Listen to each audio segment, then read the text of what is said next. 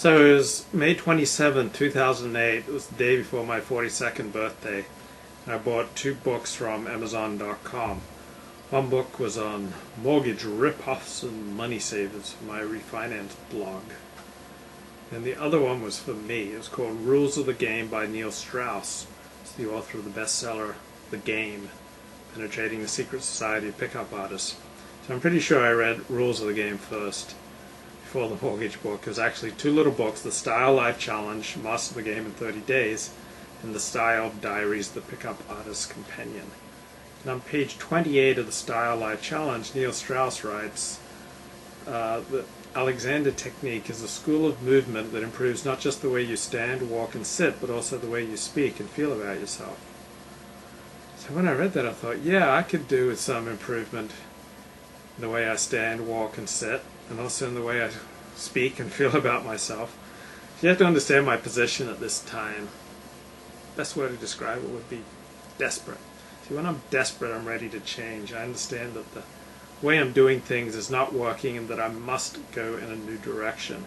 I have to take action. Even if the action I take is wrong, it's better than doing nothing, because by going out there and doing something wrong, I'll learn from the experience, and therefore I'll be more likely to be closer towards my destiny. So, looking back on my life, I remember when I was feeling pretty desperate when I first stumbled across Dennis Prager on the radio. I was kind of sick as a dog. I was lying in the bushes beside a softball field at UCLA in August of 1988. Come down to Los Angeles a month before my dorm, Reber Hall, opened up, so I could visit a doctor in Santa Ana, Dr. Norman Beals, who my mother thought might be able to help me with my chronic fatigue syndrome, which I'd been struggling with for about 6 months at the time. Now, while I didn't get much help with my CFS for years, I did find a moral compass in Dennis Prager, and I've listened to his radio show devotedly ever since. Now, it was out of my sense of desperation, I think, that I converted to Judaism, initially in 1993 through a Reform rabbi, and then later through an Orthodox Jewish law court, a Beit Din. Now, I don't think many people will become Orthodox Jews without first having the conviction that their life is broken and that Orthodox Judaism will fix them. And despite my conversion to Judaism, I still felt like my life was desperately broken. I remember back in 1994, I was asking around about an acting teacher, and I told this one woman, I want a teacher who will change my life. 1998, still convinced I was broken, I went back into psychotherapy. 1999, still convinced I was broken, I spent $2,000 for a 3-hour consultation with a homeopathic doctor. I saw her regularly at $175 a visit for the next few years, eventually giving up on homeopathy in 2004. In October 2007, I stopped blogging about the porn industry, and that writing had been my primary source of income over the previous decade. And after a couple of months of that abstinence, I was in credit card debt and unable to make a legitimate income online. So now we're talking May 2008, still feeling pretty desperate about my life. I'd entered by this time an Orthodox conversion program to Judaism, but I despaired about ever graduating from it. I was in trouble with my shul, with my rabbi, because of my blogging, from which I get most of my sense of self. And I was looking for help. So a year before, I'd read Neil Strauss's book, The Game, Penetrating the Secret Society of Pickup Artists, and I'd been impressed with his insights into how life works, how social dynamics work, how social interaction works. I thought it was like an excellent guide to social skills. So when I read Neil's 2 sentences on the Alexander technique, I was immediately intrigued, and I ordered in some books, videos from the library, hoping that I could teach the technique to myself. Now, why was I so interested in the technique from just those 2 sentences? Well, I wanted to be more successful with women, and I believed that being more poised and having better posture, being more graceful, would help me to be more successful, more impressive. That was my primary motivation. Secondarily, I knew I'd always had bad posture and poor health, and that I tended to lose my voice when talking a lot. So the technique sounded to me like it could help with these problems. I was kind of interested in remaking myself. And after a few weeks of Googling the technique, reading books, and watching videos, I decided I needed a real-life Alexander teacher. So about this time, I got a credit card offer from Bank of America, The offer said I did not need to pay any interest for a year. So I was then about $8,000 in credit card debt and had almost nothing in the bank and little coming in. So the first 3 women I emailed for lessons did not respond that same day. So I looked at various Alexander Technique teacher websites, and they said that Julia Corder looked good, she looked fun. Called her number, and she picked up the phone. She asked me what brought me to the technique. I said Neil Strauss. She said that she had been Neil's teacher.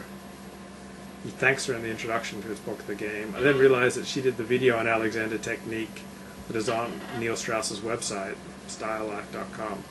I was impressed by my 5-minute conversation with Julia. She asked me good questions. I thought, these questions are a good way to weed out the weirdos.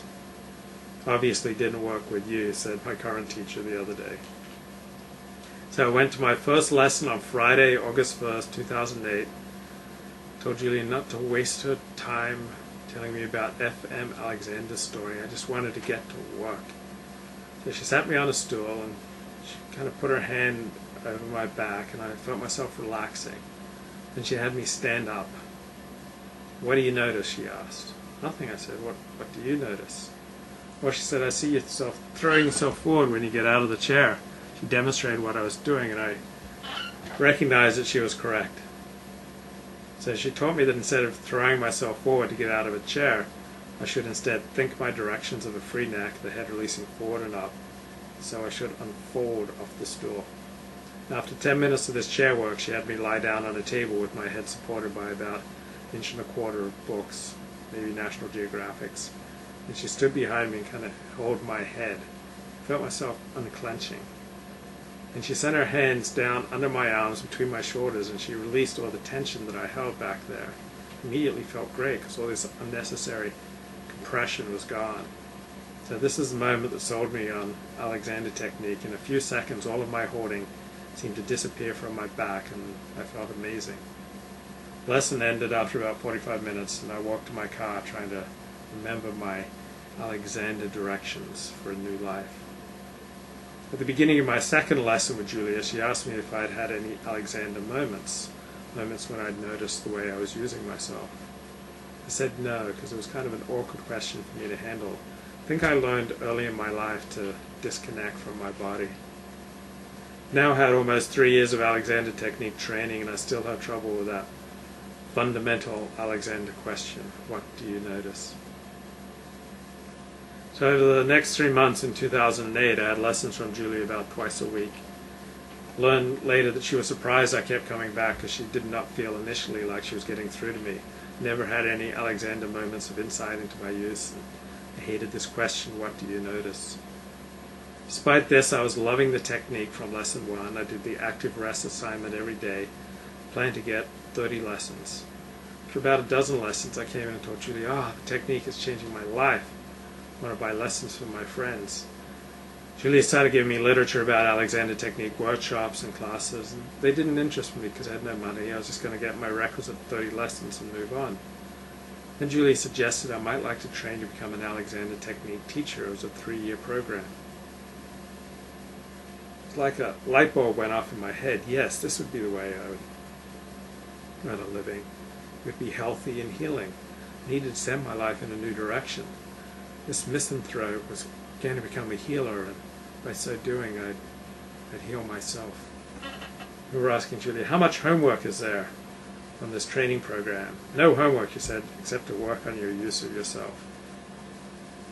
Now, about a year later, my psychotherapist said to me, do you think that you pursue Alexander Technique, Kundalini Yoga, and Orthodox Judaism as ways to fend off your underlying depression?